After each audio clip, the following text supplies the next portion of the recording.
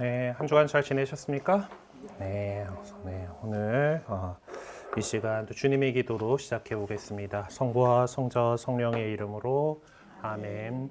하늘에 계신 우리 아버지, 아버지의 이름이 거룩히 빛나시며 아버지의 나라가 오시며 아버지의 뜻이 하늘에서와 같이 땅에서도 이루어지소서. 오늘 저희에게 일용할 양식을 주시고 저희에게 잘못한 일을 저희가 용서하오니 저희 죄를 용서하시고 저희를 유혹에 빠지지 않게 하시고 악에서 구하소서. 아멘. 성부와 성자 성령의 이름으로 아멘. 네, 우리 이제 그 석가탄신일 대체 공휴일이 한다라고가 돼버려가지고 이제 그 바람에 이제 원래 진도표보다 이제 빨리 해가지고 다시 따라잡았어요. 네. 그래서 오늘 진도표에 적혀 있는 것보다는 한 주 빠르게 진행을 해나가게 되는데 제 9장의 사도 바오로에 대한 이야기를 오늘부터 시작을 해보려고 합니다. 요시 이분이 이제 나온다라는 것은 이제 우리에게 주어져 있는 텍스트를 쓴 사람들 이제까지 왔다라는 거죠. 우리가 1권 시작하면서 초대교회의 복음 선포가 어떻게 이루어졌는지, 이제 그때 어떤 식으로 사람들에게 복음을 선포하고 유다인들에게는 어떻게, 또 이방인들에게는 어떻게, 그리고 그렇게 들어온 사람들이 이제 여러 박해나 어려움에도 불구하고 우리 신앙을 지켜나갈 수 있도록 어떻게 이렇게 돌봐왔고, 또 그 사람들이 어떻게 전례를 거행을 했을 거고, 이제 이런 것들을 갖다가 그 신약 성경에 있는 여러 흔적들을 통해서 우리가 찾아가 봤다라고 한다라면은 이제 그 글이 직접적으로 쓰여졌을 시기까지 이제 다가온 겁니다. 그래서 이제 지금 지난 시간까지 했던 역사의 예수 문제에 대한 것들은 이제 그 당시에 이제 그렇게 하면서 과연 예수 그리스도에 대한 이야기들을 어떻게 해 나갔었을까, 이제 이런 것들 쫓아갔었던 거고, 이제 그리고 나서 이제 그런 이야기들을 바탕으로 실제로 우리 신약 성경 안에 남아있는 서간이라고 하는 형태로 남아있는 그 글들이 어떻게 작성되었을까. 그러기 전에 오늘 첫 시간에 그 신약 성경 안에서 중요한 한 자리를 차지하고 있는 바오로라고 하는 사도가 어떤 분인가에 대해서 오늘 시간하고 다음 시간하고 공부를 해보도록 하겠습니다. 우리 교재 116쪽에 사도 바오로 그는 누구인가 라고 이렇게 시작을 하고 있습니다. 자, 이제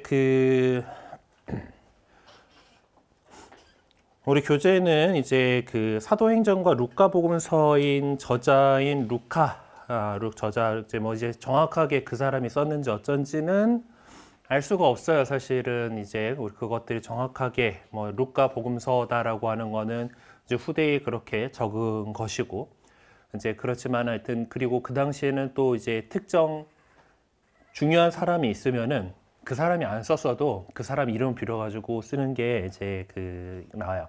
이제 우리가 또 이제 배워 나가겠지만은 바오로 사도의 이름으로 돼 있는데 이거 문체나 이런 거 보면 바오로 사도 아닌데 싶은 그러니까 친저성 논란에 대해서도 이제 공부를 하게 될 텐데요. 이제 그런 것처럼 그 당시 사람들에게 있어서 이게 표절이라는 그런 게 아니에요. 지금은 누가 어떤 교수님이 이제 대학원생이 거의 다 작성한 그 논문을 갖다 자기 이름으로 발표하고 이러면은 막 난리 날 상황이잖아요. 근데 옛날에는 오히려 그 제자 쪽에서 스승님의 이름으로 이제 그런 것들이 있던 시절이라서 이제 여기 루카가 정말 그 루카인지는 모르겠지만 하여튼 그 루카 복음서와 사도행전의 저자로 여겨지고 있는 그 루카가 의사였고 사도 바오로를 동행했던 인물이다라고 이렇게 이야기가 하고 있어요. 그래서 실질적으로 루카가 사도행전을 통해서 사실 사도 바오로의 선교적인 활동과 선교 여행에 관해서 비교적 상세하게 전해주고 있습니다. 사도행전의 이야기 보면 앞쪽에는 예루살렘의 다른 사도들 얘기 나오는 뒤에 가면 다 바오로 사도 이야기예요. 그리고 끝날 때도 바오로 사도가 로마 간 걸로 끝나요. 이렇게 그런 것처럼 이제 바오로에 대한 여정을 전해주고 있습니다. 한편 사도 바오로 자신은 우리에게 상당수의 서간을 남겨주었습니다. 그 당시에는 멀리 이렇게 갔으면은 이제 또 거기 방문하는 게 지금처럼 쉽지 않잖아요. 지금 비행기 타고 휙 가면 되죠. 급한 일이 있다 그러면. 근데 그때는 제일 빨라 봐야 배 타고 가는 건데, 배 타고 가고 이제 뭐 육지에서 말 타고 갈 수 있는데 말을 타고 이제 말을 바꿔가면서 갈 수 있는 것은 국가적 차원의 어떤 되게 중요한 일일 때나 가능한 겁니다.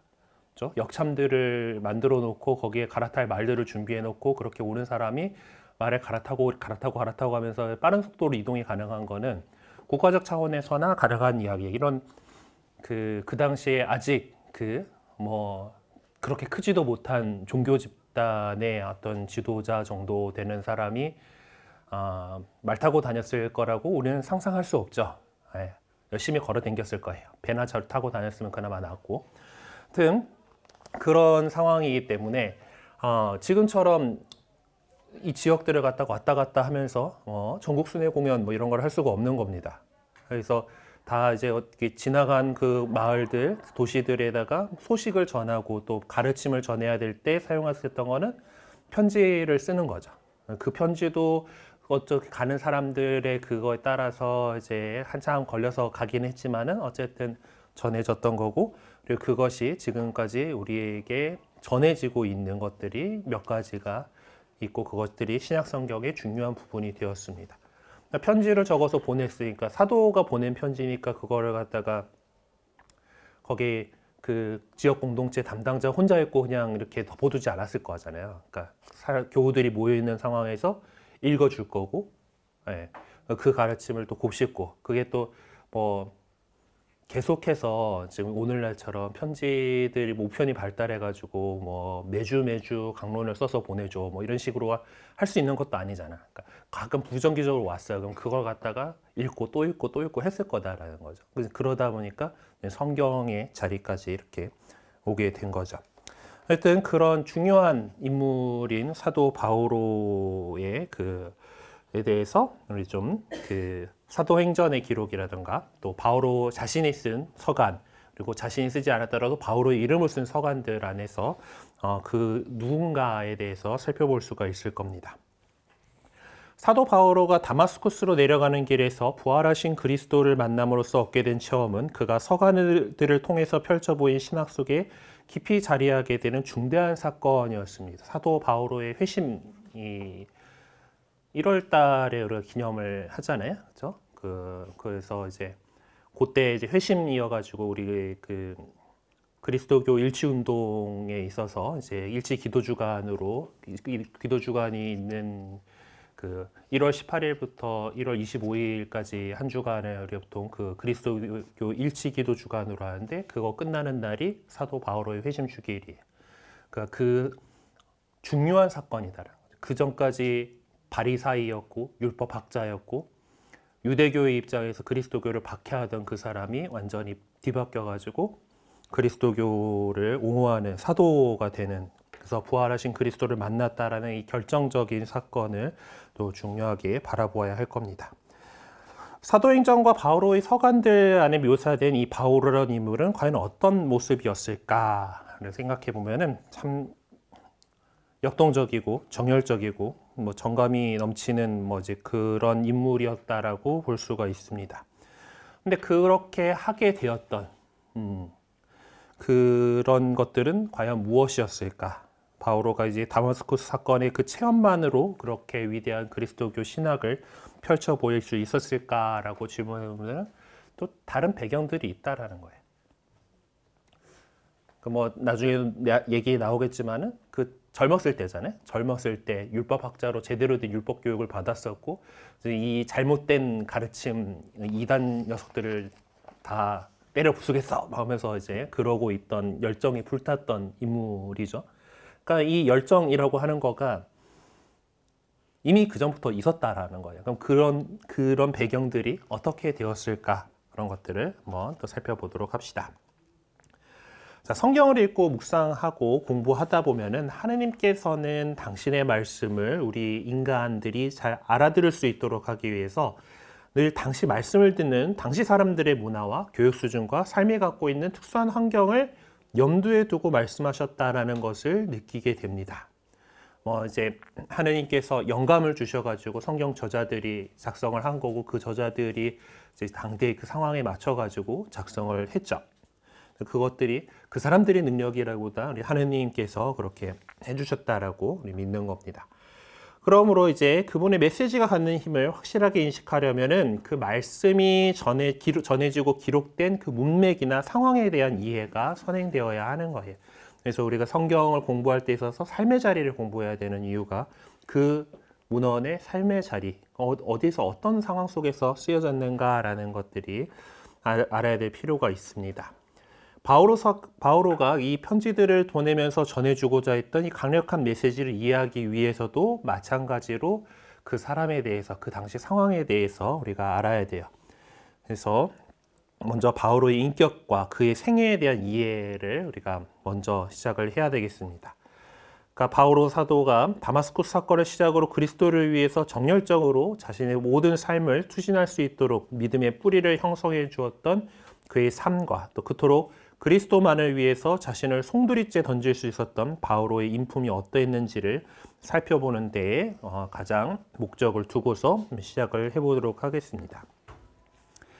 일단 이름 좀 봅시다. 뭐 여기 책에는 안 나오는데 그 라틴어로 쓰면은 이제 파울루스예요. 파울루스고. 근데 이제 이게 그 히라버로 썼으면은 아마 보통 루스 하는 것들이 오스 하니까 파울루스였을 거고, 이태리어로 가면서 또 이제 그 하면서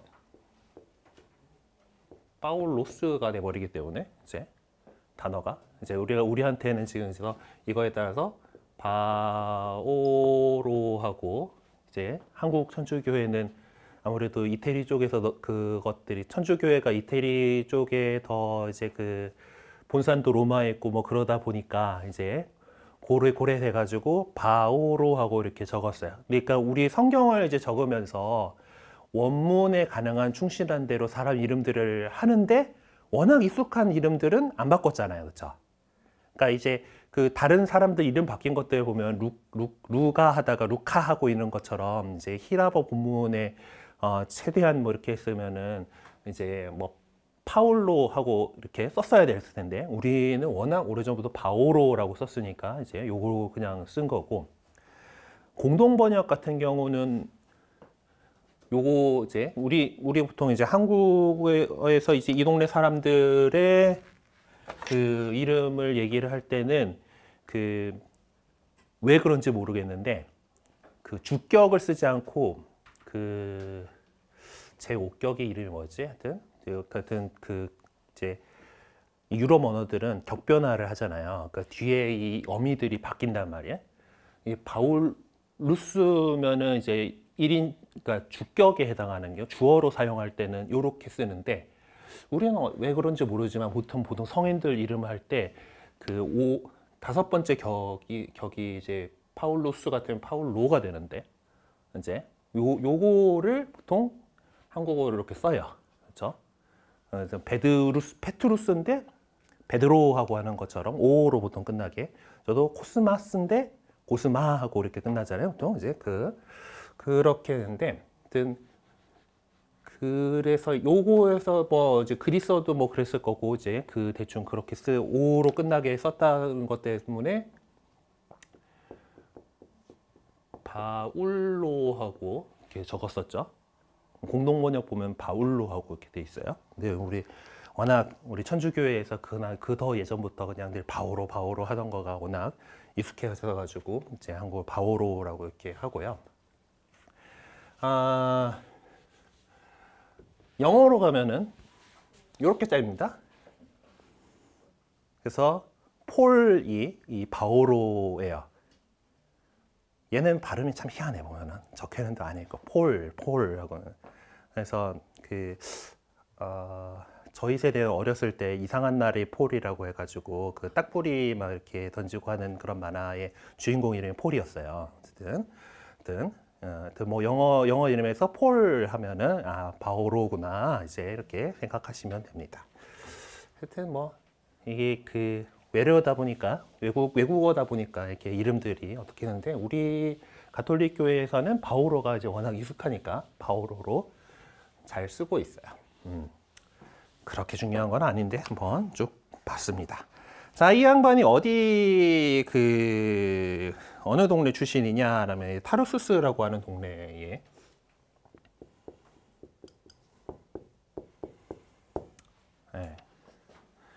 개신교 책들 읽다 보면 다르소인가 뭐 이렇게 표현을 하는데 어쨌든 그 타르수스라고 하는 그 동네 출신의 유다인인데요. 이제 필리피서 3장 5절에 보면은 이제 자기 그거에 대해서 얘기를 해요.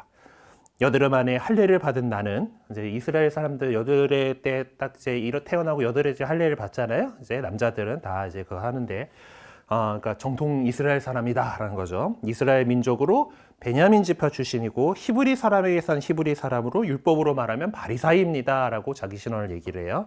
그리고 사도행전 21장 39절에 나오는 바오로 사도의 대사에 따르면 나는 유다 사람으로 킬리키아의 저 유명한 도시 타르수스의 시민이요. 라고 이렇게 본인이 어디 출신이다라는 것을 이야기할 때 이 타르수스라고 하는 도시 이름을 얘기를 합니다. 근데 옛날 사람들은 다 이제 출신 지역들을 이름에 많이 붙이죠. 예수님도 그래서 나자렛 예수라고 하는 예수가 많은데 그 중에서 어느 동네 예수님이냐? 우리도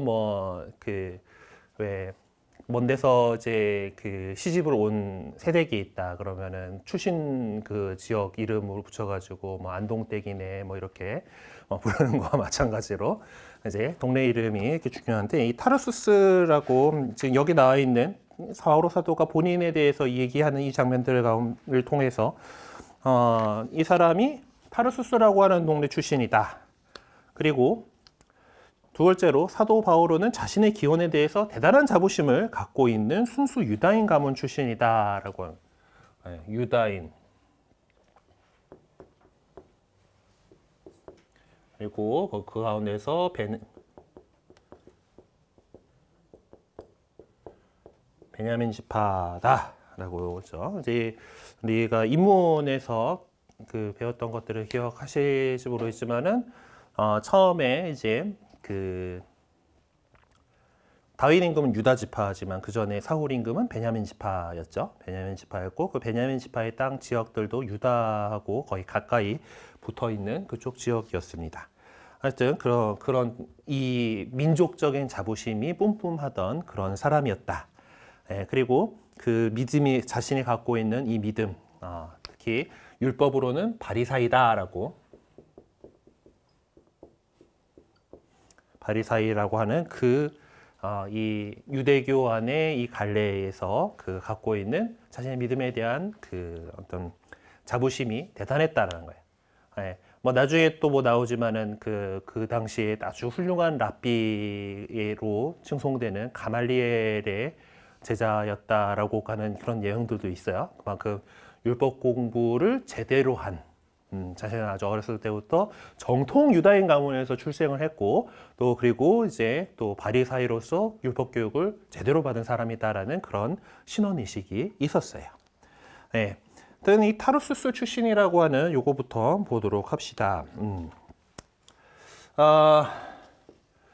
성지순례의 여러 상품들 가운데에서 진짜 찐 성지인 예수님께서 거니셨던 이스라엘을 여행하는 상품들과 함께 또한 이제 거기에 하도 많이 간 사람들은 이제 이제 좀 다른 것 좀 보러 가야지 하고 했을 때 선택하는 것이 바오로 사도의 순례 어떤 지역들을 찾아서 순례를 하는 거죠. 근데 하필이면 근데 그쪽들은 사실 왔다 갔다 이런 거지 남아 있는 게 없어요. 가보면 어디 폐허 이렇게 있대. 저도 안 가봐서 잘 모르는데 갔던 사람들 얘기로는 다 돌덩어리 몇 개 있고 여기가 어디 흔적이래. 이제 다 이제 도시들이 이제 파괴돼 가지고 그렇게 돼 있다라고 합니다. 그래서 지금 이 타르수스라고 하는 이 동네에도 가보면은 이제 그 로마 시대의 돌덩어리들 이제 이제 집 지을 때 썼던 그 돌덩어리들 몇 개가 이제 남아가지고 그 양식 때 이런 거야 이제 이런 정도로 그런 지형이라고 합니다. 하여튼 근데 이제 이게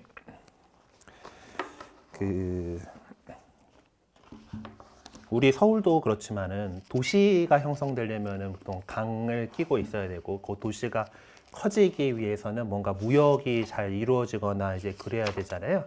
당시에는 아직 그 육상 운송이 별 게 없었죠. 해봤자 우마차니까 한 번에 나를 수 있는 양이 별로 없었기 때문에 큰 것들은 다 물로 날라야 됐습니다. 그래서 이제 이 타르수스라는 도시는 그 당시에는 바다에서도 멀리 떨어져 있지 않은 곳에 치두누스라는 강을 끼고 건설된 항구 도시였다라고 이야기를 해요. 그러니까 바닷길로 이렇게 들어온 배들이 이제 그 강을 거슬러 올라가 가지고 대고 이제 거기서 물건을 내리고 이제 그 교역이 일어나고 하는 그런 곳이었다라고 하는 거죠. 우리도 한강에 이제 지금은 수중보로 이제 막혀 있습니다만은 이제 마포가 포구인 거잖아요. 마포 그 자리까지 배가 왔다라는 거죠. 예.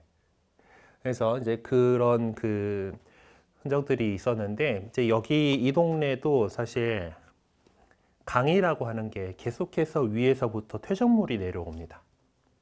뭐 홍수가 나가지고 뭐 이렇게 되게 하고 하는데 어쨌든 계속해서 육지에서부터 퇴적물이 이렇게 되고 퇴적물이 쌓여요. 그래서 바다에서부터 사실 시대가 지나가면 점점 멀어집니다. 그러다 보면은 도시가 쇠락해요. 그리고 또 지금은 강이 뭐 강을 갖다가 운송을 위해서 사용한다던가 뭐 여러 가지 이제 배가 왔다 갔다 할 수 있도록 만들기 위해서 준설을 할 수 있는 그런 시대잖아요. 강 바닥을 이제 파내요. 파내서 그 깊이를 확보를 하는 건데 옛날에는 안 그렇단 말이야. 그러면은 만약에 이제 이제 여기에 자리 잡고 있던 도시였어요. 그럼 옛날에는 아직 깊어가지고 배가 이렇게 쏙 들어갈 수가 있었는데 이게 점점 이제 여기에 이제 흙이 쌓인단 말이에요. 모래가 쌓이고 그러면은 해안선이 점점점 이렇게 가고 그리고 이쪽에는 점점 여기도 쌓이니까 이 강이 좁아지는 거예요. 그러니까 아예 이제 강제적으로 지금 하는 것처럼 준설 작업을 해가지고 그 물길을 유지를 하지 못한다라면은 결국 이거는 이제 퇴적이 되면서 요 도시까지 올라오는 거가 힘들어지는 거죠. 동력선도 없던 시절이다라고 한다면 더 그런 거고 이제 그런 상황 속에서 도시가 이제 잘 나가던 항구 도시들이 지금 가면 여기가 어째서 항구지 싶은 그런 곳들이 있는 겁니다.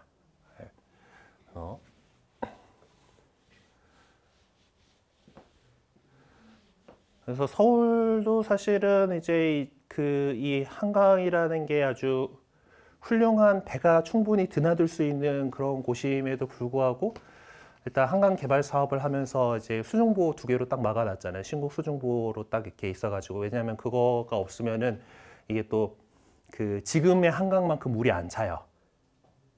일단 옛날에 막 한강가 모래사장에서 수영하고 이제 이런 거가 된다라는 거는 그만큼 물이 없는 시절이 있게 된다라는 거고, 그러니까 지금 우리가 보는 것처럼 물이 한가득 있는 한강이 아닌 거죠. 저는 그 시절에 본 적이 없어가지고 잘 모릅니다만은 하여튼 그것 때문에 이제 수전 확보와 뭐 이런 여러 가지 이유들로 해가지고 보호를 쌓아가지고 그렇게 했고 또 그리고 이제 썰물에 따라서 이제 밀물 썰물에 따라서 하구에 보가 없으면은 바닷물이 또 올라오잖아요. 짠물은 무겁기 때문에 밑으로 깔려서 들어오거든요. 강에서 내려온 민물이 위로 올라가는 거고. 그래서 상당히 이제 깊은 곳까지 바닷물이 짠물이 들어오게 되는데 이제 그거를 밑에 수중보가 딱 막고 있으면은 걔들이 안 오는 거예요. 못 들어오는 거여서 그래서 뭐 주변에 이제 염해나 이런 것들도 입지 않게 되는 거고 이제 뭐 그런 여러 가지 이유로 이렇게 했는데 그만큼 배가 왔다 갔다 할 수는 없게 된 거죠. 예. 뭐 그런 상황 이제 시대가 바뀌면서 그렇게 이제 흘러가는 것들이 있습니다. 그러니까 옛날에는 아예 이렇게 퇴적이 돼 버려가지고 배가 못 들어가가지고 도시가 없어지는 거다라면은 뭐 오늘날에는 그 지금은 해상 운송을 통해서만 할 필요가 없으니까 이제는 도로 잘 닦였지, 뭐 컨테이너 싣고 그냥 그 차로 왔다 갔다 할 수 있고, 뭐 철도도 깔리고 이제 대체할 수 있는 교통수단이 발달하니까 이제 수운이 이제 별로 필요가 없어지면서 우리 지금 서울은 이제 그런 상태가 되어 있는데, 하여튼 옛날 이 타르수스라는 동네도 옛날 옛적에는 아주 잘 나가던 항구 도시였지만은 이제 오늘날 가보면은 이제 흔적만 남아 있는 이제 그런 곳이 돼 버렸습니다. 뭐 그래서 이제 그 당시에는 아주 큰 도시, 그러니까 바오로가 저 유명한이라고 얘기를 할 정도로 잘 나가던 도시이고 이제 그렇기 때문에 거기 출신이다, 태생이다라고 하는 것들이 나름대로 이제 자신의 그 정체성을 형성하고 있을 만큼, 그리고 뭐 거기서 이제 우리가 다음 시간에 또 얘기를 하겠습니다만은 바오로 사도는 로마 시민권자잖아요. 로마 시민권자다라고 하는 거는 뭐 또 그 바오로 사도는 태어날 때부터 로마 시민권자다라는 건 자기 부모가 다 이제 시민권자였다라는 거고, 그리고 그쪽에서 뭐 찐 유대인이라면서 어떻게 시민권이 있어 뭐 이렇게 된다라면은 그 전 세대에서 이미 로마 시민권을 획득을 했다라는 거죠. 보면은 이제 나는 얼마에 샀어 뭐 이제 이런 얘기가 나오는데 이제 뭐 그런 식으로 충분한 돈이 있으면은 그 로마 시민권을 획득을 할 수가 있었던 시절이니까 이제 그런 걸 볼 때 이 집 잘 살았겠구나. 그런 것들을 짐작을 해볼까. 잘 나가는 도시에서 꽤나 잘 살았던 로마 시민권을 획득할 수 있을 정도로 잘 살았던 그런 집 자식이다. 그리고 정말 유다인으로서 이런 것들을 교육을 제대로 시키기 위해서 어렸을 때 이미 예루살렘으로 유학을 보낸 거죠. 예루살렘으로 공부를 시켜 보내가지고 그 가말리엘 선생님 밑에서 이렇게 그 제대로 된 바리사이로 이렇게 성장을 했다라고 하는 것을 이렇게 짐작을 해볼 수가 있습니다. 바오로 시대의 타르수스라고 하는 도시는 동서양을 연결하는 상업 중심지로서 중요한 역할을 했다고 해요. 그래서 특히 산양 털로 만든 모직물 가공 산업이 좀 있었고, 그래서 아마 바오로 사도가 요 기술이 있었을 거다라고 이렇게 봅니다. 그러니까 우리가 잘 알고 있던 것처럼 바오로 사도는 자기가 일해서 벌어 먹었잖아요. 그리고 그 일이 천막 만드는 일이었다라고 전하고 있어요. 근데 뭐 지금이야 천막을 합성 석류로 된 텐트를 만들지만 그 당시에는 안 그랬을 거 아니에요. 여러 가지 직물들을 사용을 하는데 그 당시에 그 지역에는 아직 면직이 있었을까는 잘 모르겠어요. 뭐 그렇다라면 이런 그 동물의 모직들이 잘 가공하면은 이것도 충분히, 그러니까 가죽을 뭐 갖고 이렇게 씌우는 것보다는 훨씬 가벼웠을 거고, 보온도 어느 정도 됐을 거고, 뭐 물도 잘 이제 발수가 되게끔 처리를 잘 했으면은 천막으로 사용이 가능했을 거예요. 그래서 아마 이 모직물 가공 산업으로 이제 알려져 있던 도시였고, 바오로 사도 역시 그 기술을 갖게 된 거는 아마 그쪽에 그 부모님들이 아버지가 그 일을 했었을 거다라고 이렇게 볼 수가 있습니다. 그리고 타르수스 시민들이 문화와 예술에 대한 깊은 애정과 관심을 갖고 있었다라고 하는데, 그 당시 대도시라고 일컬어지던 아테네나 알렉산드리아보다도 타르수스에서 대학 가는 학생들이 더 많았대요. 학구열보다 교육열이었을까? 학구열이었을까? 교육열이었을까? 모르겠지만은, 하여튼 주체가 누구냐에 따라서 뭐 할 수 있지만은, 어쨌든 교육열이 뛰어난 도시였다라고 이렇게 보는 거죠. 그리고 이 도시 인구가 대략 한 30만 명 가량 됐었는데, 다른 항구 도시와 마찬가지로 다양한 요소들이 혼합되어 있긴 했지만은, 이게 또 학문적인 도시라 칭할 만큼 학생들 숫자가 많았다고 전해집니다. 하여튼 뭐 이 도시, 당대의 이 도시에서 어떤 대표적인 인물로 아라토스와 아테노도레가 있었다라고 하는데, 우리들하고는 잘 모르는 인물이죠. 어쨌든 이제 그 아라토스의 경우는 기원전 3세기 사람으로 예, 사도 바오로가 아레오파고스 법정에서 이 이야기를 할 때 인용을 했다라고 이렇게 전해지고요. 아테노도레는 또 타르수 출신의 스토아 학파, 또 예전에 윤리 철학할 때 이제 배웠던 들어는 봤던 기억들이 나실 만한 이제 그 그리스 철학의 한 이제 그 흐름이죠. 그 스토아 학파에 속한 철학자로 아우구스투스의 스승이었다라고 이야기를 합니다. 대단한 사람이었나 봐요. 어쨌든 이런 인물들을 통해서도 타르수스라고 하는 이 도시가 철학적인 면에서도 중요한 도시 역할을 했다라는 것을 알 수 있을 것 같습니다. 하여튼 이 시점에서 우리는 사도 바오로가 과연 자기가 그 태어난 그 타르수스라는 그 유명한 도시에서 철학 강의를 들을 수 있었을까? 들을 수 있었다면 얼마나 자주 들었을까라는 질문을 해볼 수가 있을 건데, 어쨌든 뭐 확실하게 할 수는 없지만은 나름 이제 바오로 사도가 이런 철학적인 당대 철학자들의 어떤 그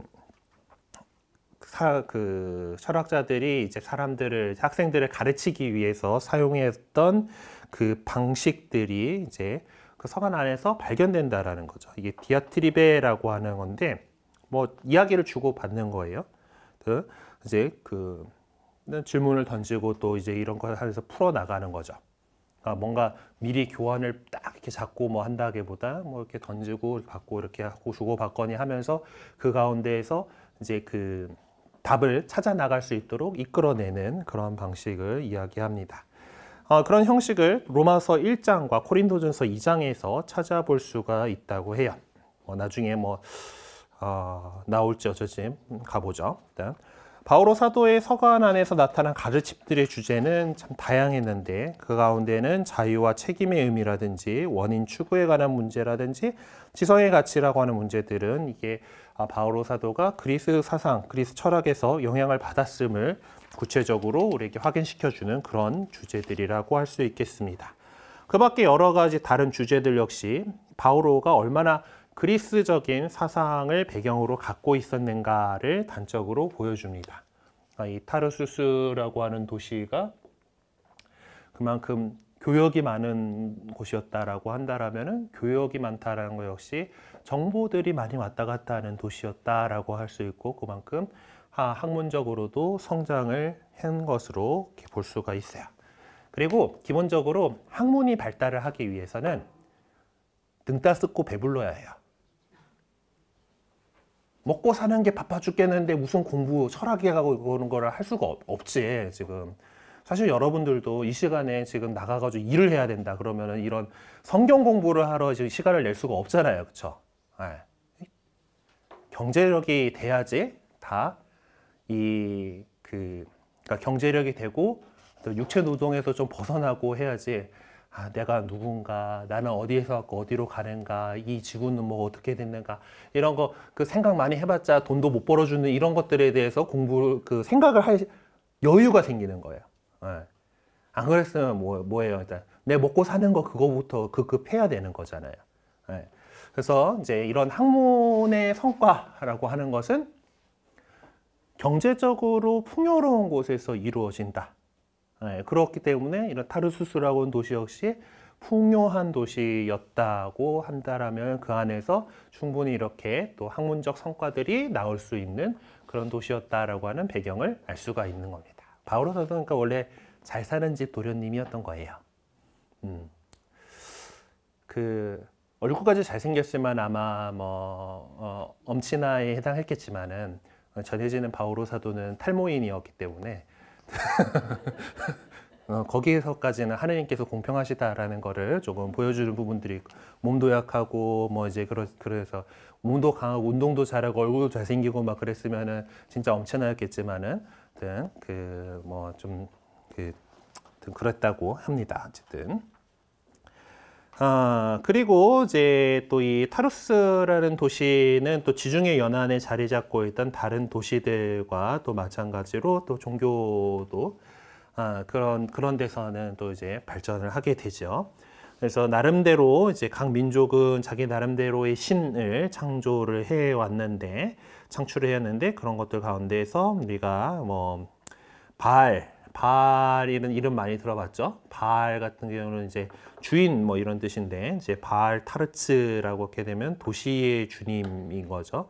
이제 뭐 그런 이름과 또 식물의 신이라고 불렸던 젊은 산돈, 그리고 뭐 그리스의 또 영향들이 있으니까 또 거기는 온갖 동네 신들이 많이들 이렇게 왔었고, 또 이제 뭐 그리스 로마 그거에 이어가지고 로마가 이제 이 지역을 장악을 하고 있었고, 로마가 황제정이 되면서 제정이 되면서 슬금슬금 이제 그 신격화를 시키려고 하는 그런 것들이 있었는데, 사실 바오로 시대에는 아직 그게 강하지 않았어요. 로마 제정이 시작된 지 얼마 안 됐을 때니까. 그리고 또 이제 재밌는 게 보면은 이제 로마에서 이제 황제의 신격화 과정들을 보면은 로마 그 동네는 그런 거 안 해요. 황제를 신이라고 하는 걸 갖다가 로마 시에서는 그렇게까지 안 나갑니다. 다 이제 저기 이제 그 속주들에서 저기 밑에 있는 데서 황제한테 잘 보이려고 어머 저분은 인간이 아니셔 뭐 이제 그렇게 해가지고 그 신격화가 되는데, 그걸 갖다가 적극적으로 말린 황제도 있고 아니야 나는 그런 거 아니야 나는 사람이야 하고 딱 이렇게 하시는 양반들도 있지만, 그냥 그렇게 찬미찬송하는 거를 즐기시는 양반들도 있었기 때문에 이제 그런 분위기들이 나타나고, 그리고 사실 이제 어떤 황제의 신격화가 더 많이 진행되는 거는 더 후대로 가야 됩니다. 사실 요 시절에 뭐 황제에게 이제 뭐 그렇게 그 절대적으로 신으로 강요했던 시절까지는 아직 가지는 않았어요. 어쨌든 뭐 그 지역의 어떤 그런 그 다신교적인 그런 풍습들이 많이 발전해 있었던 그런 곳이었다라는 것을 이렇게 볼 수가 있습니다. 하여튼 이런 정치적, 종교적인 상황 속에서 살아야 했던 바오로의 가정은 특별히 이제 우상 숭배적인 종교의식을 강력하게 경계하지 않으면 안 되었겠죠. 네, 그러니까 뭐 그 헬레니즘 문화의 그 도시였기 때문에, 그리고 내가 뭐 구약 성경의 마카베오서 같은 데 보면은 그것들 가지고 유다 민족들하고는 이게 싸움이 심했다라는 것을 알 수가 있죠. 그리고 경제적으로 이제 발전했다라고 한다는 건 상업이 발전하고 특히 무역이 발전하고 뱃사람들이 뭐 이렇게 있다 그러면은 이게 또 활락가가 생겨요. 또 그 뭐 옛날에 뭐 그렇게 엄청나게 길게 항해를 하지는 못했겠지만 어쨌든 긴 여정을 마치고 자기가 갖고 왔던 무역품을 팔았어요. 돈이 생겼지. 그리고 또 뭐 이제 그거 가지고 뭐 살 것들 사고, 그리고 선원들한테 이제 급여도 또 이렇게 지급하고 했겠죠. 항구에서 물고 장사가 해가지고 팔렸으니까 이제 그거 가지고 팔고, 그러면은 그 사람들 어디 가요? 술집에 가요. 가서 또 마시면서 또 지역 경제를 활성화시키고 이제 그러는데, 술만 먹었겠어? 이제 뭐 이제 그렇게 되는 겁니다. 이제 그러니까 이제 그 또 동네가 그렇게 경제적으로 활황이다, 무역 도시다 이런 것들은 또 윤리적으로 썩 좋지 않은 그런 모습들도 갖고 있다라고 하는 것을 볼 수가 있겠죠. 그러니까 사도 바울은 때때로 또 이 안에서 상당한 혼란을 느꼈을 수도 있지 않았을까라는 질문을 던져볼 수가 있는 겁니다. 그쵸? 하여튼 아직 어렸을 것 같은데 그런 것들을 다, 아니 뭐 그때는 뭐 그거를 갖다가 다 이렇게 차단을 안 했을 수도 있고, 또 하여튼 그리고 바오로는 또 순수한 유다인 가문 출신이라고 했고 바리사이파에 속해 있었다라고 했죠. 바리사이파 뭐 몇 번 말씀드린 것 같은데 다르다라는 뜻이고, 율법을 안 지키는 너희들과는 달라 뭐 이제 이런 그 말이다 보니까, 율법을 철저하게 지키는 사람으로서 율법도 제대로 안 지키는 다른 사람들은 그 상종할 이유가 없는 그런 사람들이었을 거예요. 아마 또 그렇게 행동했을 것 같다라는 그렇기 때문에 바오로는 이 타르수스라고 하는 이 도시의 어떤 문화적인 분위기만을 아마 간접적으로 체험했을 수밖에 없지 않을까라고 그렇게 또 추측을 해볼 수가 있습니다. 뭐 상상의 나래를 펼쳐보는 합리적인 뭐 그런 거긴 하지만은, 그리고 이제 그렇지만은 그것이 다 부정적인 것들만은 아니고 이제 그 나름대로 긍정적인 영향들 많이 있었기 때문에 바오로 사도가 자신에 대해서 얘기할 때 이 그 유명한 도시 타르수스의 출생이며를 갖다가 굳이 얘기를 할 거는 자기가 태어난 그 도시에 대해서 애정이 있다라는 얘기겠죠. 저 활락가만 있고 이제 이 쓰레기들만 많고 뭐 이제 그렇다라고 자신이 이 도시에 대해서 좋지 않다라고 느꼈다라면은 내가 타르수스 출생이요 하고 이렇게 얘기를 할 이유가 없었을 겁니다. 물론 그래서 이 도시가 충분히 괜찮은 그런 또 예술과 문화의 중심지로서 또 상업의 중심지로서 역할을 잘 하고 있었겠다라는 것을 볼 수가 있습니다. 자, 그러면은 이제 바울은 뭐 언제쯤 태어났을까라고 하는 것을 또 생각을 해보죠. 사도행전 7장 58절에 보면은 그 증인들은 겉옷을 벗어 사울이라는 젊은이의 발 앞에 두었다라고 기록하고 있습니다. 그러니까 스테파노 순교자의 그 순교 때 사람들이 이 돌을 집어 던지려고 하는데 그 당시에 입고 있던 겉옷이 이제 천으로 둘둘둘 말아가지고 이렇게 쳐 하고 있는 거잖아요. 그럼 한쪽 팔은 잡고 있느라고 뭘 못해. 그건 상당히 불편한 옷이었기 때문에 이거 갖다가 돌을 던지겠다라는 이런 노동을 하려면은 얘를 좀 벗어야 되는 이제 그런 상황이었던 거죠. 그래가지고 그것을 사울이라는 젊은이에게 맡겼다, 그 발 앞에 맡아두었다는데 이제 그 당시 그리스어로 젊은이라고 하는 용어를 쓸 경우에 대략 한 20에서 35세의 그 정도로 봅니다. 그래서 대략 사울의 나이를 한 요 정도 가지고서 짐작을 해볼 수가 있을 거예요.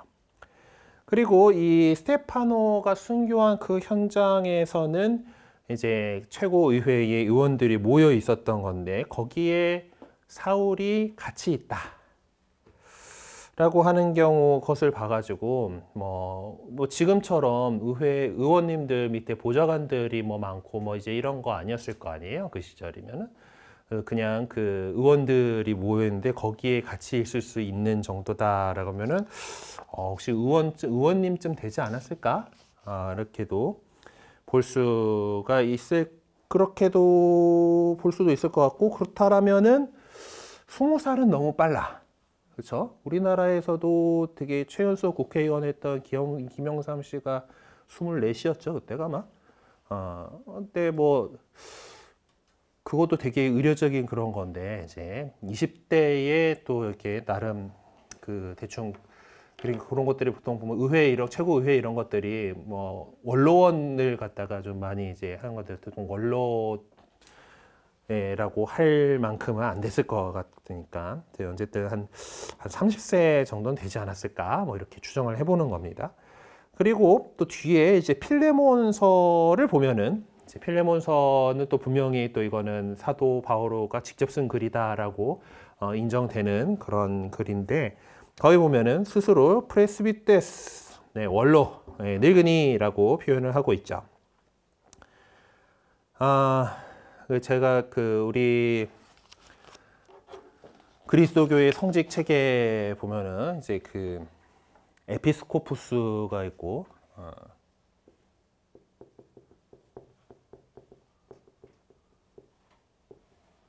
가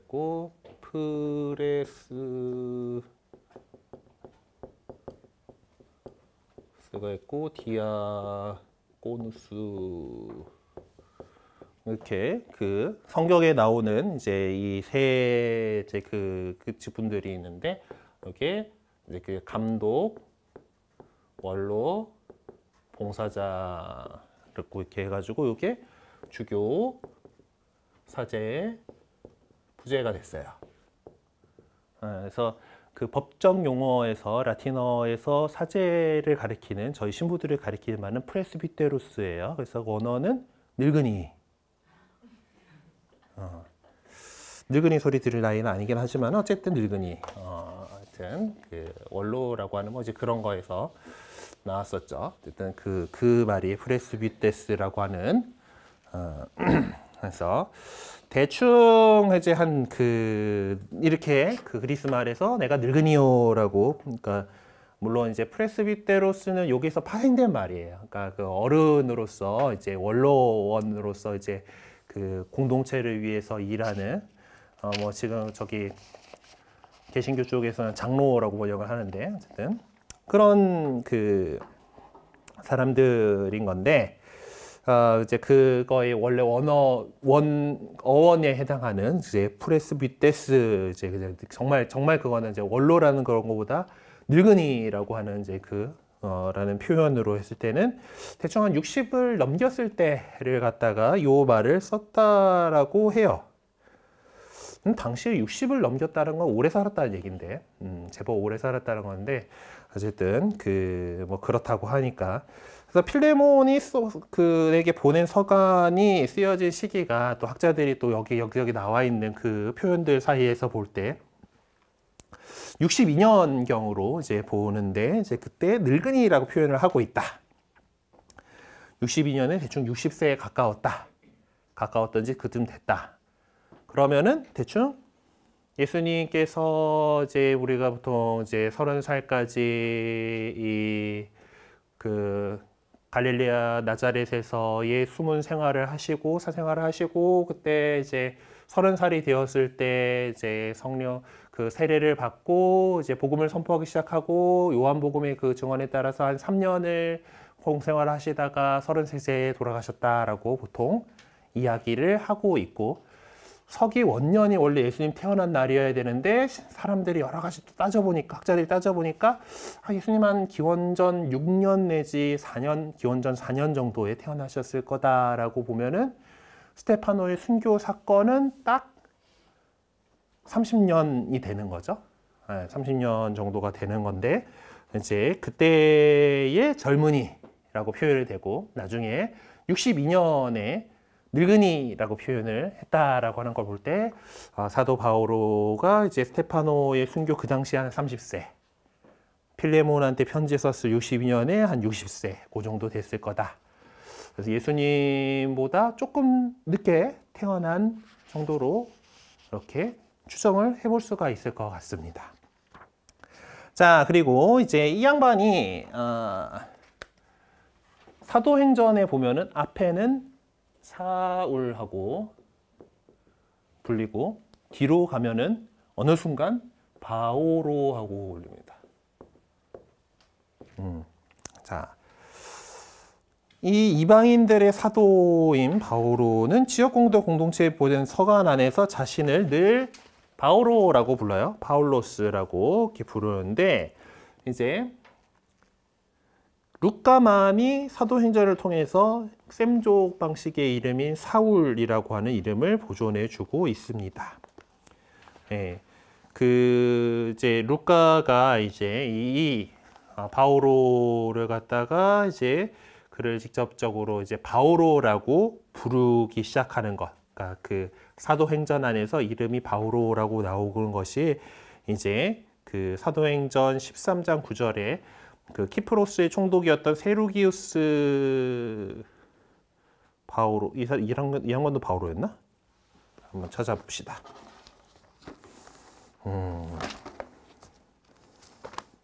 사도행전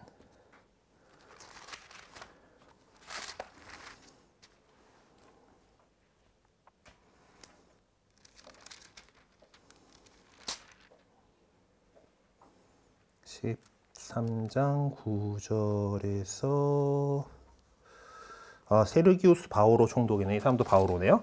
그리고 이제 들어가서 그 13장 9절에 그때 바오로라고도 하는 사울이 하면서 바오로라고 하는 이름이 처음 이 사람 사울한테 딱 붙여지고 그 뒤로는 바오로로 다 이야기를 하죠. 네. 네.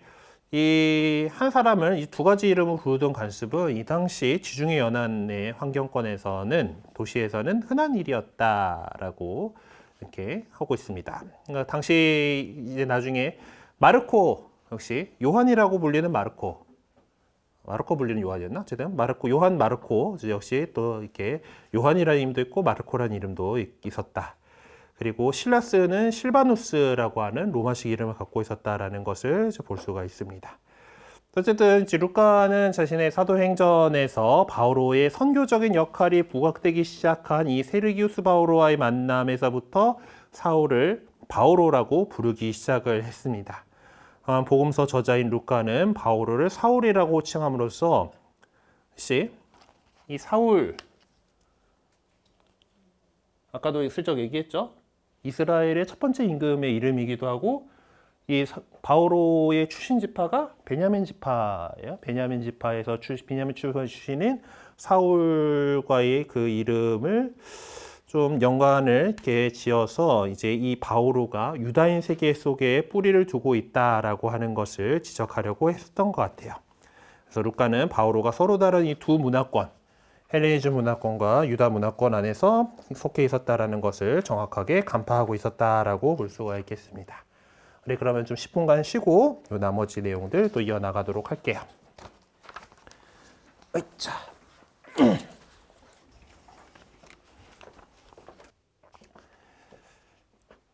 네, 사실 10분은 다 안 됐지만은 다들 앉아 있는 거 보니까 시작을 해도 되겠다 싶어갖고. 네, 이어가 봅시다. 이제 그 두 번째 챕터가 바오로의 가정이라고 했는데 아마 패밀리라는 것에서 쓴 것 같기는 한데 내용을 보면은 집 얘기는 아닌 것 같고 어쨌든 배경 정도로 보면 될 것 같습니다. 바오로의 배경 봅시다.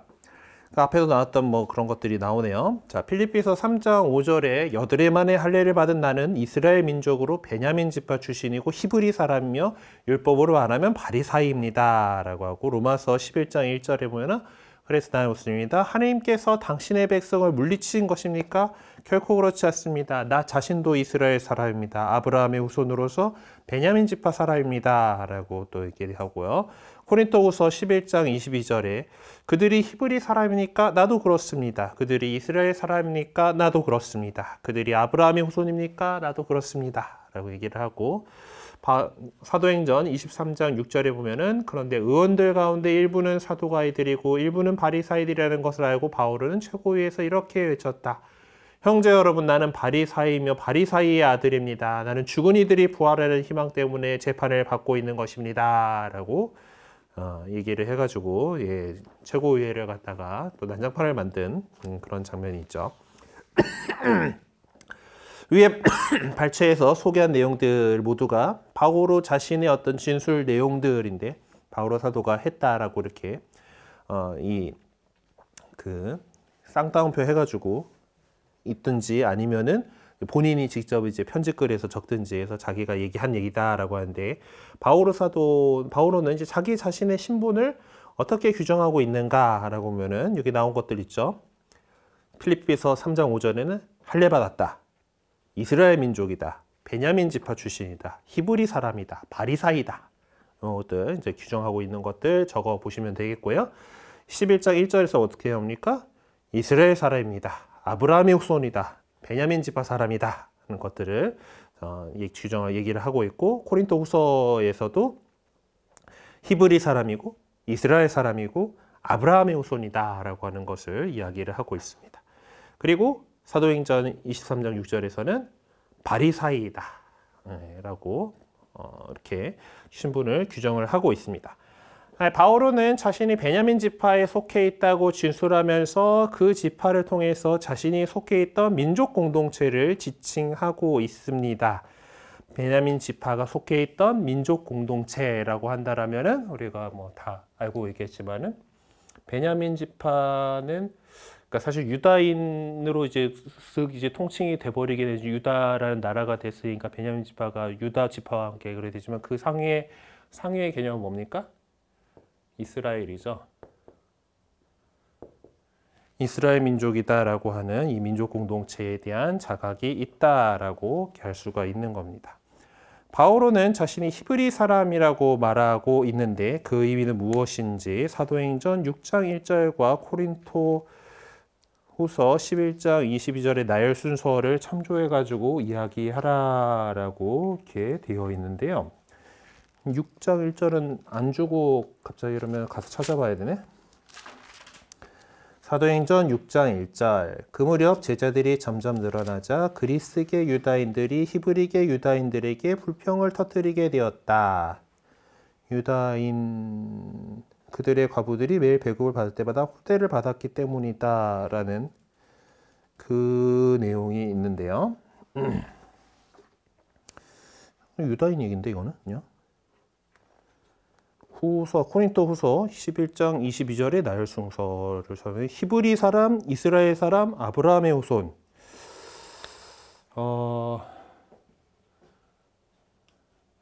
아브라함의 후손은 좀 더 광의의 개념이죠. 그러니까 아브라함과 이삭과 야곱이라고 하는, 그러니까 이스라엘이라고 하는 이 계열의 사람들이 이제 이스라엘이라고 하는 그 민족 구성이다라고 한다면은 그 위에 있는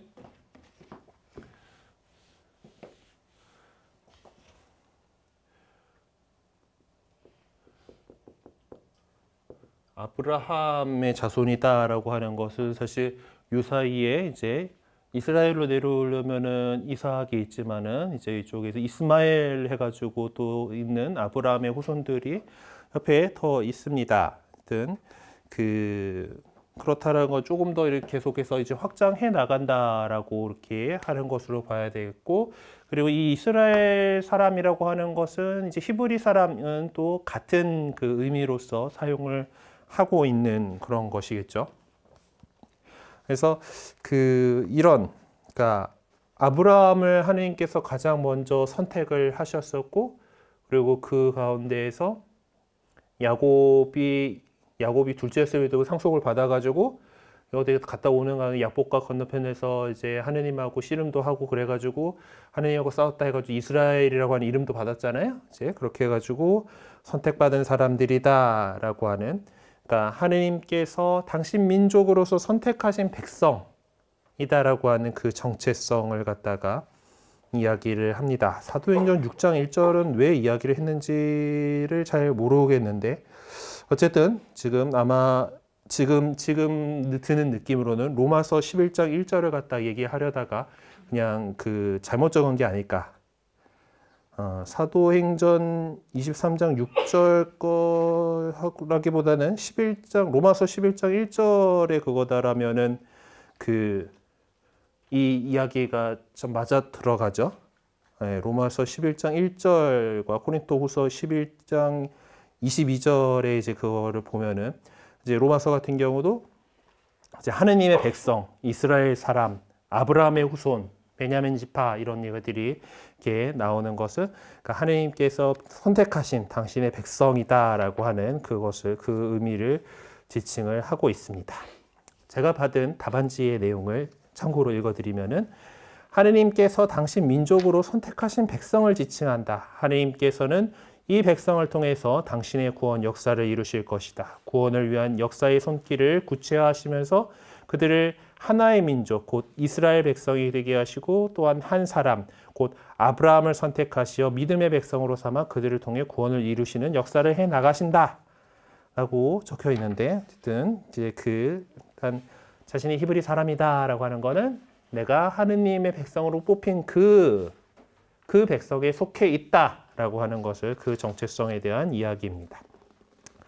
124쪽으로 넘어가서 사도 바울은 젊은 나이에 의회 요원이 된 것 같아요. 근데 그가 의회로 맡은 선교 사명은 무엇이었나라고 하는데, 선교는 교회의 가르침을 전하는 건데 선교일 것 같지는 않고 미션이에요. 미션은 우리 그리스도교에서는 선교로 번역이 되지만은 뭐 군사작전 이런 거 할 때도 미션이라고 해요. 임무 이렇게 표현돼요. 그래서 그럴 때는 자 그러면은 또 뭔가 일단은 이 미스라고 하는 요 단어 자체가 이제 뭔가를 멀리 보낸다라는 뜻이에요. 우리 미사라는 이름을 갖게 된 거는 그거 끝날 때 이제 미사가 끝났으니 가서 복음을 전합시다라고 하는 그 말에 이제 라틴어 그 말 자체가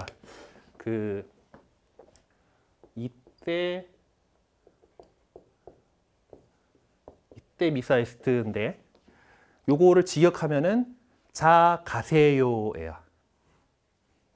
해산 뭐 이런 겁니다. 그러니까 이게 그 로마 시대에 사람들의 집회가 있었을 때 집회가 다 끝났습니다. 가세요라고 주최자가 이야기하는 말이 이때 미사에스테야. 근데 여기서 그냥 이 미사라는 말이 이제 그 미사 전체를 가리키는 말로 이렇게 이렇게 형성이 된 건데, 결국 그러니까 우리가 이제 들은 복음 말씀과 예수님 모시고서 세상에 나가세요 하고 하는 가세요라고 파견되는 거잖아요. 그러니까 뭔가 그 특정한 역할을 가지고서 딴 데로 가는 거예요. 그렇기 때문에 이 미션이라고 하는 거가 선교라고 하는 사명을 가지고 해외나 다른 지역으로 파견되는 것일 수도 있지만은 이제 마찬가지로 이제 어떤 그 특정한 임무를 가지고 딴 데로 파견되는 그런 거에서 사용되는 말이죠. 그래서 그걸 갖다가 아마 이제 번역하시다가 그냥 우리 습관대로 선교 사명하고 적으신 것 같은데 그냥 사명이나 임무 정도로 보시면 되겠습니다. 자, 최고위에서 그가 받은 그 바오로 젊었을 때 사울이 받은 임무가 무엇이었나? 라고 보면은 이제 뭐 사도행전 9장 1절에서 이제 뭐 이런 것들이 나오는데 이제 사울은 여전히 주님의 제자들을 향하여 살기를 내뿜으며 대사제에 가서 다마스쿠스에 있는 회당들에 보내는 서한을 청하였다.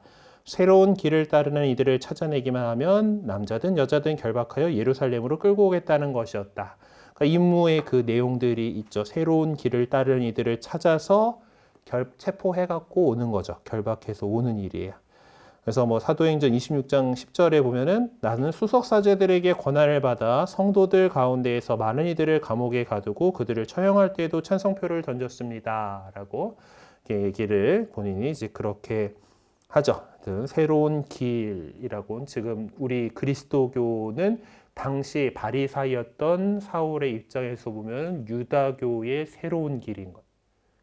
뭔가 비슷하게 가다가 달라. 끝에 달라. 2단인 거지. 2단. 그랬기 때문에 그들을 갖다가 없애겠다라는 그런 열의를 갖고 있었던 거예요. 그 받았던 그 임무는 임무라기보다는 그럴 권한을 뭐라고 해야 되나 어쨌든 그렇게 그런 목적으로서 다마스쿠스에 갔었던 거죠. 바오로는 의회의원으로서 유다인적인 확신을 갖고 맡겨진 사명을 수행하기 위해 최선의 모습을 보여주었지만 결국 가서는 자기 자신이 그리스도교 신자가 되었습니다.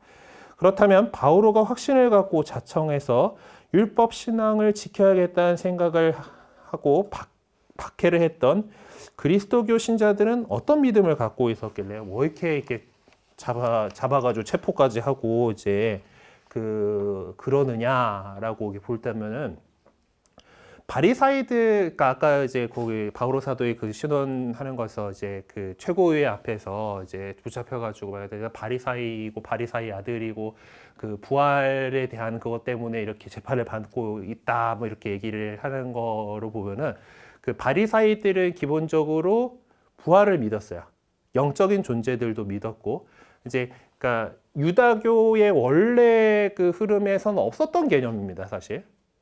초창기 유다교는 현세에서 재산이 많고 자식들 많고 이게 하나님께서 주시는 복이다라고 여겼던 거. 그래서 아브라함도 그렇게 부자였던 거. 뭐 야곱이 그 삼촌네 가가지고 진짜 이 일 막 이렇게 종노릇 이렇게 하면서도 그 재산이 막 불어났다 그랬잖아요. 근데 그런 것들이 이게 하느님의 축복이다. 현세에서 그 보상을 받는다라고 여기던 종교였습니다. 내세라는 그런 개념이 없었어요. 죽고 나면은 저기 셔올이라고 불리는 죽은 이들의 공간에 간다. 끝이었던 그런 건데 이제 그 하느님께서 이제 더 많은 것들을 보여주시고 이렇게 하면서 그런 어떤 부활, 어떤 내세에서의 어떤 보상, 이 세상의 끝이 아니고 그 다음 세상에서 받게 되는 정말 하느님의 뜻대로 잘 살았을 때, 왜 라자로 그 종기투성이의 라자로 이야기에서 보면은 라자로는 아브라함 할아버지 곁에 가가지고 이제 위로를 받고 있잖아요. 이제 그런 것들이 바리사이들이 그 흐름들을 받아들인 흐름들인 거고, 사두가이들은 철저하게 원래의 유다교의 방식대로 현세만이 중요한 사람들이었어요.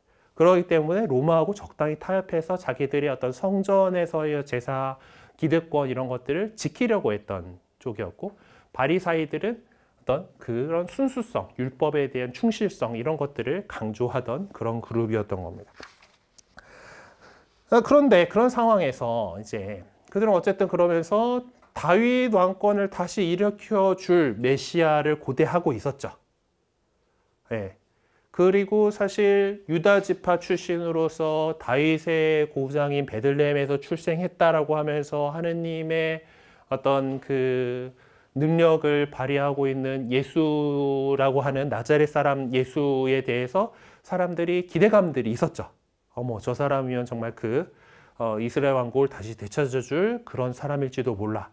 근데 이제 그 사람은 십자가에 못 박혀 죽었습니다. 그렇죠? 우리가 어제 이제 십자가에 못 박으시오라고 이렇게 열심히 외치면서 들었던 대로 그 사람 십자가에 못 박혀 죽었어요. 로마가 제압을 해버렸어요. 자, 그런데 지나고 나니까 이 추종자들이 그분 부활하셨대. 그분이 우리가 기다려온 메시아셔. 뭐 이렇게 얘기를 하고 다니는 거예요. 자, 유다교 입장에서 어떻겠어요? 아니, 지금 유다 왕국이, 이스라엘 왕국이 다시 세워진 것도 아니고,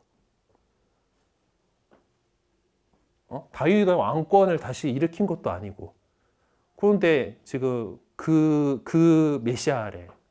그리고 이제 그렇게 다시 세우시는 그것이 파스카를 이루는 것이 이제 그 정도로 신학이 고도화 되는지 어쩐지 모르겠지만 어쨌든 그 구원자가 그 예수다라고 주장하는 거예요. 자기들 보기에는 아직 아니거든. 아무것도 이루어진 게 없거든. 그러니까 이제 뭔가 이제 부활하고 천사하고 이제 영적인 것들 이런 것들을 얘기하는 건 바리사이하고 갔다가 갑자기 뒤에 가가지고 저 예수라는 사람이 그리스도래. 다른 거죠. 이단이라고 생각을 한 거죠. 그래서 그 당시 신자들이 갖고 있었던 믿음 바로 예수 그리스도예요. 예수님께서 그리스도이시다. 예수님께서 메시아시다라고 하는 믿음을 갖고 있었던 겁니다. 어쨌든 이런 것들을 종합해 보면은 바오로는 의회로부터 공식적으로 그 임무를 받을 만큼 인정받고 있어.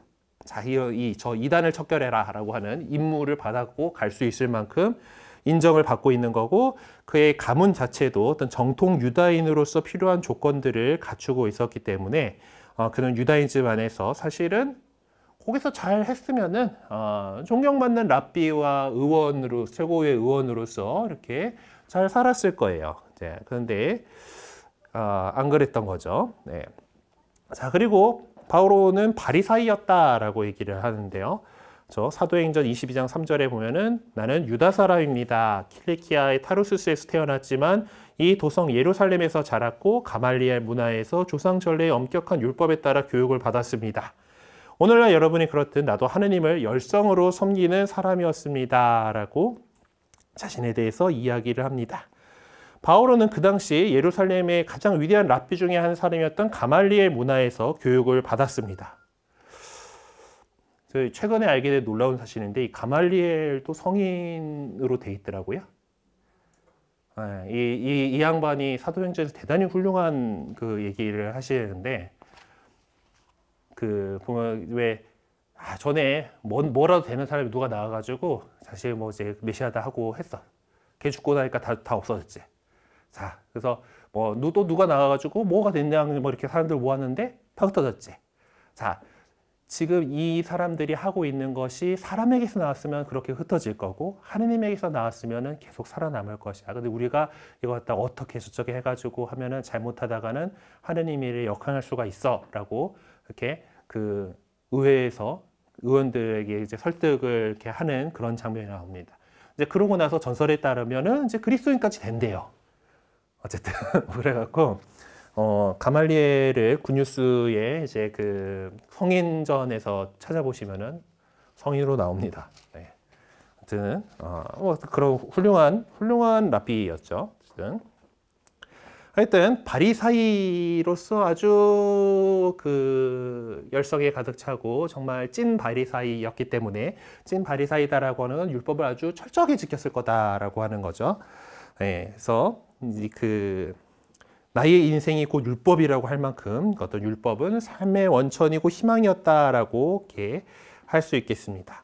바리사이들은 그 말의 어원이 지닌 의미에 가깝게 이제 그 아까 말했죠. 다르다. 예, 자신들은 율법을 지키지 않는 사람들과는 근본적으로 다르다라는 생각을 갖고 있었기 때문에 예, 특별히 선택된 존재라는 의식을 갖고 살았습니다. 요것은 특별히 이제 그 알렉산드로스 대왕과 그 후계자들의 왕국에 따라서 마카베오서가 이제 묘사를 잘 해주고 있는 것처럼 이런 그리스적인 문화 정책이 반기를 들면서 자신들이 지켜왔던 안식일, 단식 같은 율법이 명하는 바를 엄격하게 고수하기도 했죠. 그들은 율법이야말로 최고의 가치라는 대전제 하에서 율법을 지키는 것의 중요성을 강조할 수밖에 없었고 또 그런 점에서 자기들이 율법을 지키지 않는 사람들과는 다른 사람들이라는 인식을 강하게 갖게 된 것입니다. 하여튼 그리고 그들의 율법적인 판단에 따르면 율법을 지키지 않는 사람은 죄인이었던 것이고 그 죄인들과는 어울려서 안 되는 거였어요. 그들이 갖고 있던 최고의 이상은 모든 사람들로 하여금 율법을 철저하게 지키게 함으로써 하느님 나라를 앞당겨야 한다라는 것이에요. 우리가 하느님 나라를 확장해가지고 하느님 나라의 완성을 얘기하는 것처럼 그들은 그 하느님 나라의 확장이라고 하는 것이 모두가 율법을 준수하는 그런 세상. 네, 그렇게 되었던 것이죠. 그래서 그러다 보니까 이 율법의 어떤 기본적인 정신보다는 율법 준수 자체에 더 큰 비중을 두었던 것이고 그래서 이 성문화된 율법, 그러니까 토라뿐만 아니라 또 구전 전승도 이제 성문화된 율법과 같은 가치를 지니고 있다라고 생각을 하고 있었던 것입니다. 그래서 그 흔적을 이제 그 조상들의 전통이라고 하는 그런 말로 하는 것에서 볼 수가 있어요. 자, 사도 바오로 당시 바리사이들 안에는 두 개의 경쟁적인 학파가 존재하고 있었는데 하나는 샤마이 학파, 또 하나는 힐렐이 주도하는 힐렐 학파였다라고 합니다.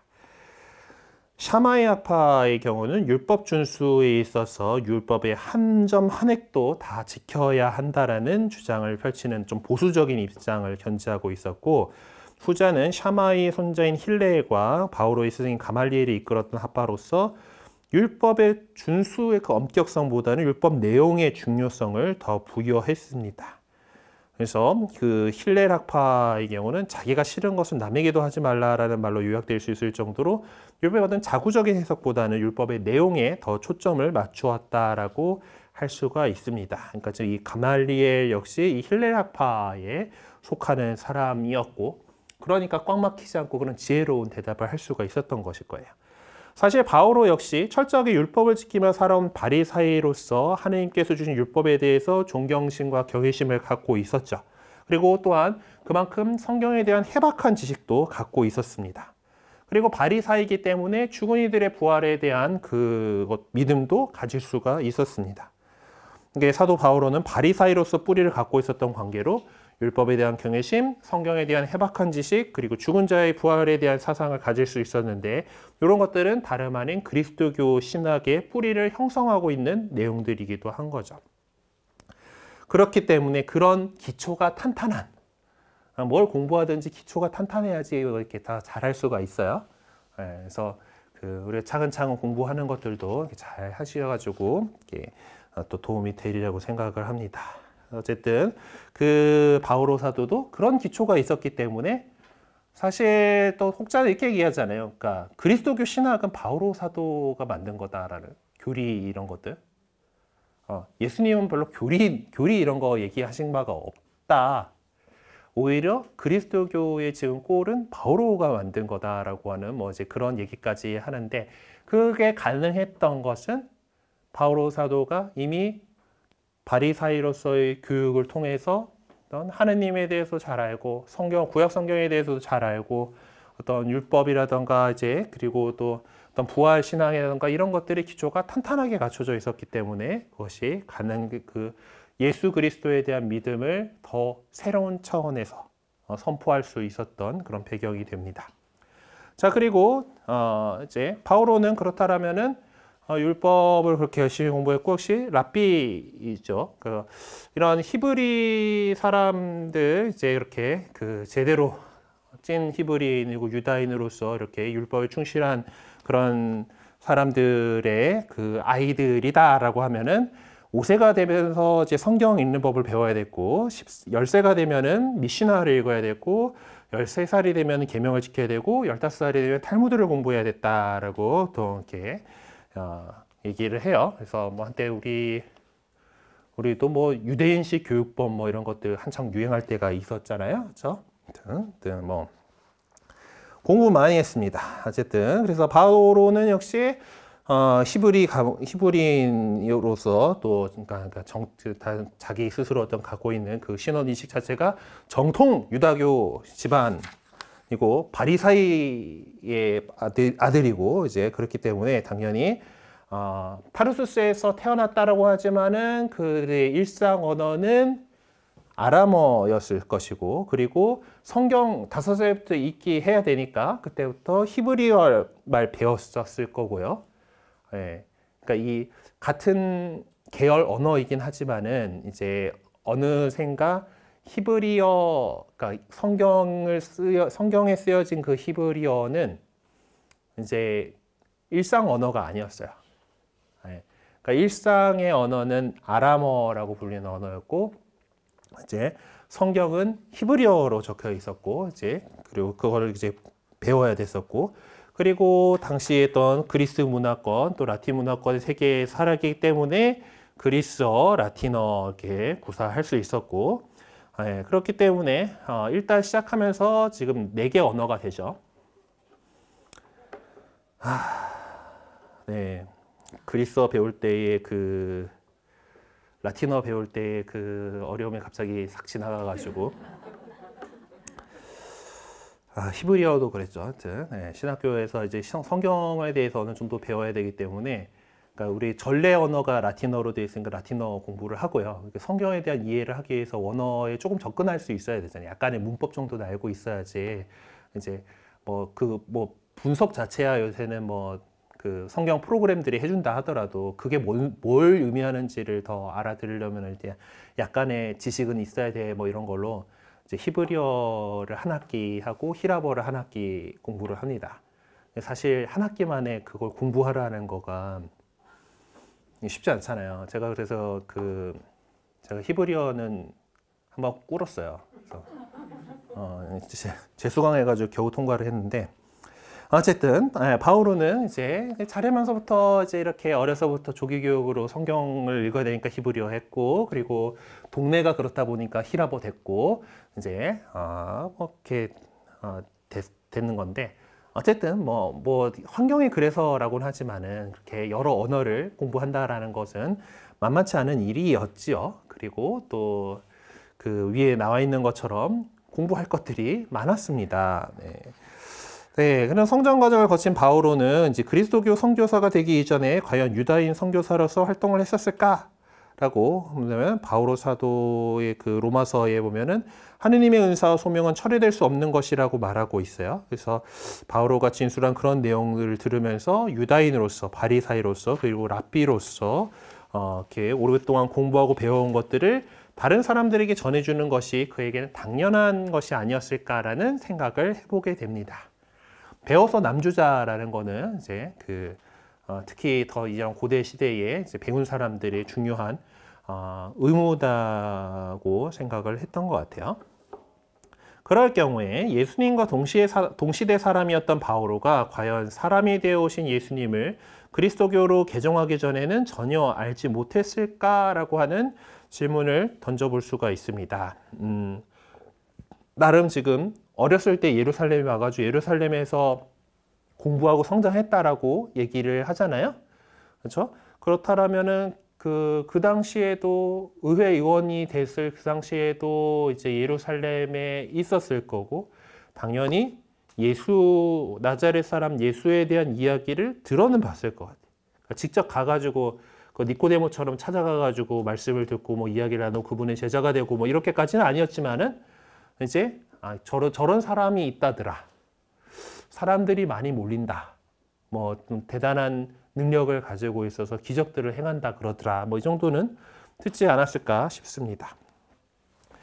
근데 랍비가 된 사울의 모습은 코린토전서 7에서 8장에 잘 나타난다라고 보는데요. 이제 여기 안에서 이제 뭐 나는 모든 사람들이 나와 같아지기를 바랍니다. 그러나 이 사람은 이런 은사, 저 사람은 저런 은사, 저마다 하느님에게서 고유한 은사를 받습니다라고 이제 이렇게 얘기를 하면서 혼자 사는 이들과 과부들에게 말합니다. 그들은 나처럼 그냥 지내는 것이 좋습니다라고 기술하고 있어요.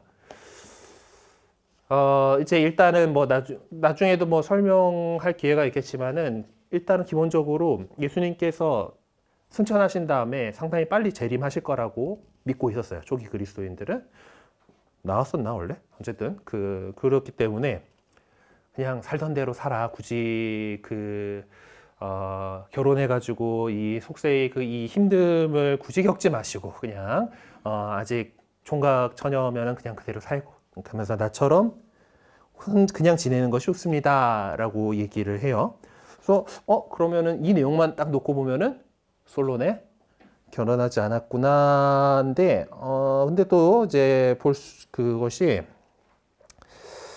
하여튼 이제 우리 최근 이제 바오로 사도가 이 유다 최고의 의원이었다라고 이제 주장을 하고 있는 거잖아요.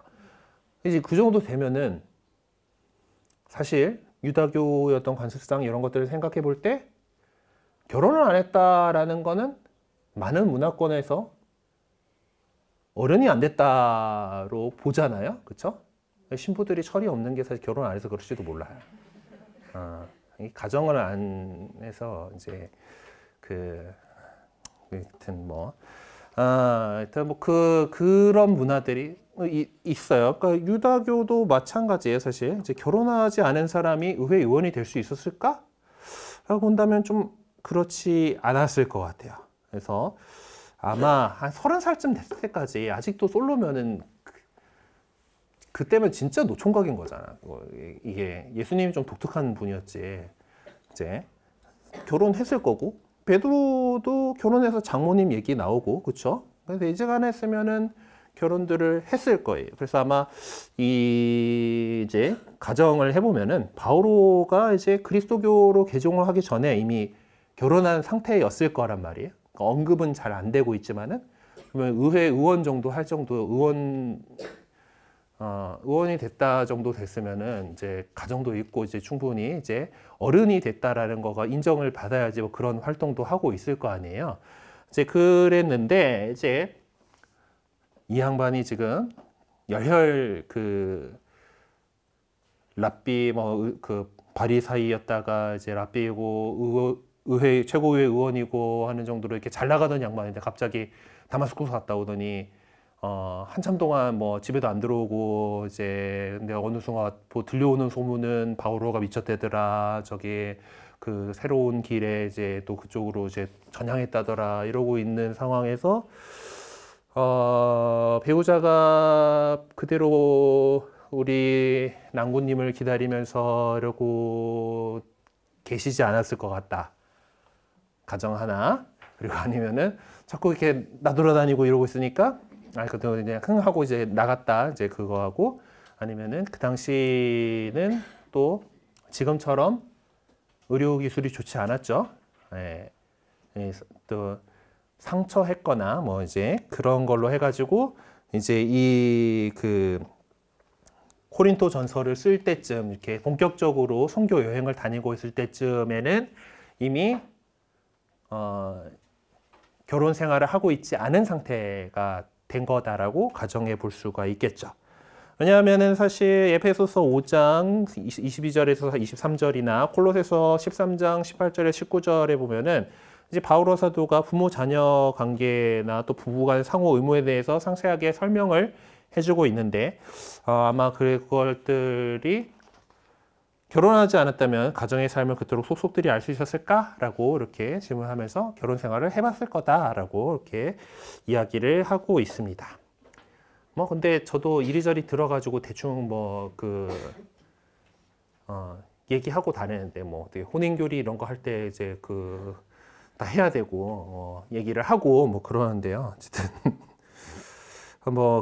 어쨌든 지금 전체적인 또 맥락상 상황을 볼 때 바오로 사도는 그래도 결혼 생활을 하긴 했었을 거고, 근데 하지만은 이제 그리스도교의 선교사로서 사도로서 활동을 하고 이렇게 다니던 그 즈음에서는 하여튼 상처를 했든 떠나가 버렸든 그러니까 상처를 했든 이혼을 했든 자신은 혼자 살고 있었다라는 것을 알 수가 있겠습니다. 어쨌든 이렇게 이제 뒤에 한 가지 확실한 것은 이제 이렇게 열정을 다해서 정열을 다해서 유다교에 충성을 다했던 것처럼 이제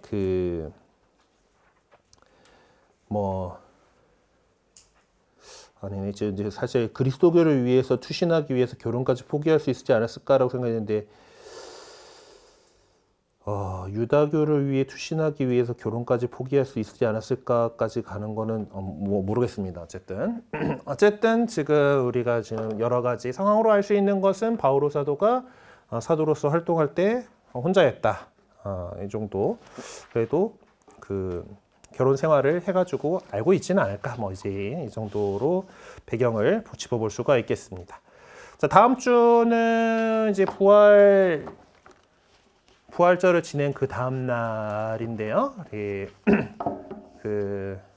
교회의 관례에 따라서 부활 다음 월요일은 쉬어야 됩니다. 멀리 떠나야 돼요. 엠마오로 가야 되기 때문에. 네, 엠마오로 가야 되기 때문에 일단은 다음 주는 휴강이고요. 오늘 이번 성주간 여러분들도 이제 은총 가득한 시간 되시기를 바라고 그리고 그 다음 주에 또 찾아뵙도록 하겠습니다. 네, 오늘 마친 기도로 3종 기도 같이 하고요. 기도 끝난 다음에 또 조별로 나눔 잘 해주시기 부탁드립니다. 성부와 성자와 성령의 이름으로 아멘. 주님의 천사가 마리아께 아뢰니 은총이 가득하신 마리아님 기뻐하소서. 주님께서 함께 계시니 여인 중에 복되시며 태중의 아들 예수님 또한 복되시나이다.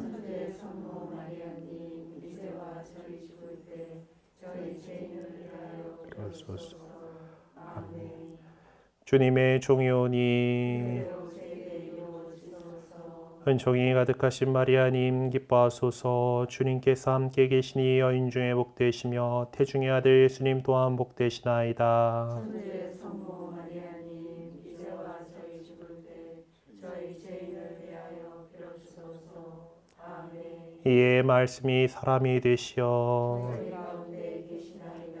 은총이 가득하신 마리아님 기뻐하소서. 주님께서 함께 계시니 여인 중에 복되시며 태중의 아들 예수님 또한 복되시나이다. 천주의 성모 마리아님 이제와 저희 죽을 때 저희 죄인을 위하여 빌어주소서. 아멘. 천주의 성모님 저희를 위하여 빌어주시오. 그리스도께서 약속하신 영원한 생명을 얻게 하소서. 기도합시다. 하나님 천사의 아뢰므로 성자께서 사람이 되심을 알았으니 성자의 순환과 십자가로 부활의 영광에 이르는 종을 저희에게 내려소서. 우리 주 그리스도를 통하여 비나이다. 아멘. 성부와 성자와 성령의 이름으로 아멘. 네, 수고하셨습니다.